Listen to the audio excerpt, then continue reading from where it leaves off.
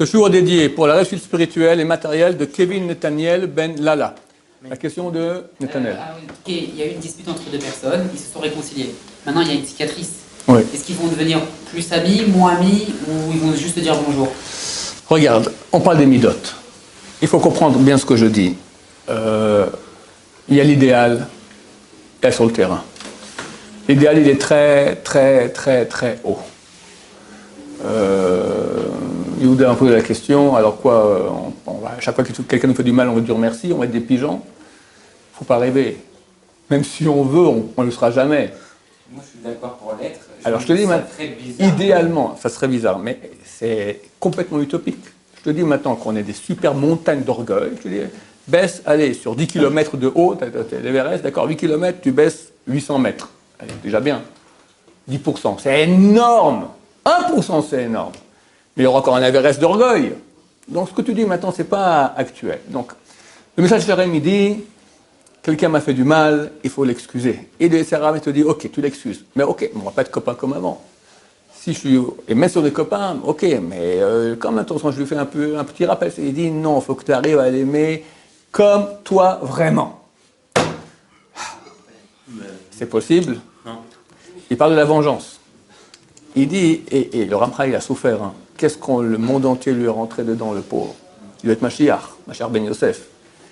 Ils l'ont descendu. Il dit maintenant, on n'a pas le droit de se venger et même pas de garder rancune. Il dit, c'est facile que pour les anges.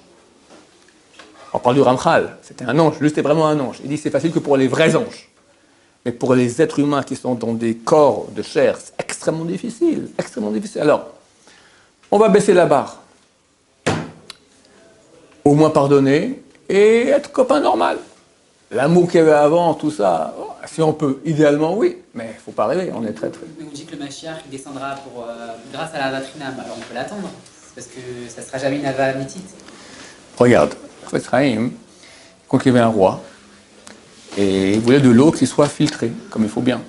D'accord, on amène l'eau du fleuve, c'est plein de trucs, des bestioles, des machins, tout ça. Bon. Et qu'il voulait filtrer, mais bien filtrer 2-3 fois comme ça. Puis un jour, il y a le feu dans la ville, et il crie au feu, de l'eau, amenez de l'eau, de l'eau. Et on voit tous ces amener de l'eau du fleuve. Et puis il attend une demi-heure, et puis au bout d'une demi-heure, il arrive avec un seau. Un seau, mais vous êtes fou, il y a le feu, la ville, le palais qui est en train de brûler.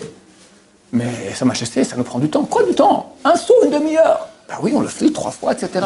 Mais bande de crétins, le palais est en train de brûler, vous filtrez l'eau.